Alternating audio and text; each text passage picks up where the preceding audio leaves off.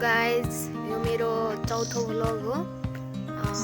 यति दिनदेखिको बिरामी थिएँ, त्यसैले भ्लग बनाउन सकिनँ। अनि आज हेर्नुहोस्, हामीहरू बारीमा छौँ, खानासाना पकाएर घरको जति कामहरू छ सबै गरेर आज बारीमा हेर्नुहोस् मेरो बारी। यहाँनिर कति राम्रो राम्रो निम्बुहरू फलेछ। निम्बु छ कति राम्रो राम्रो ठुलो सानो साइजको हेर्न सक्नुहुन्छ। अनि मैले ड्र्यागन फ्रुट पनि रोपेको छु। अनि मम्मीले यहाँनिर हेर्नुहोस् आलु रोपेछ। आलु हेर्नु, यहाँदेखिको यहाँसम्म आलु मम्मीले रोप्नु भएछ।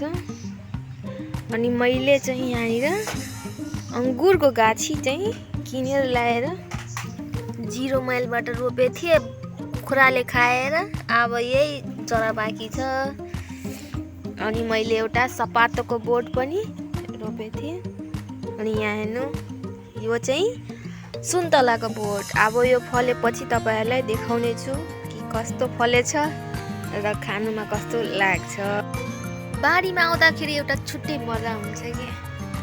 मम्मीलाई भने हिँड्नुहोस् भनेर खेत घुमेर आउँ, मम्मीले भन्नुहुन्छ। मलाई अलि सन्चो छैन, त्यसैले जान मन छैन भन्नुभयो।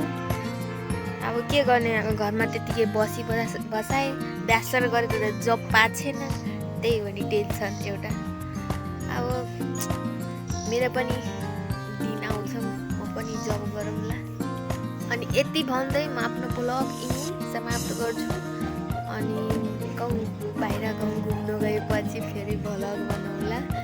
अनि यदि भिडियो मन परे लाइक, कमेन्ट अनि सब्सक्राइब गरिदिनु होला। बाइ।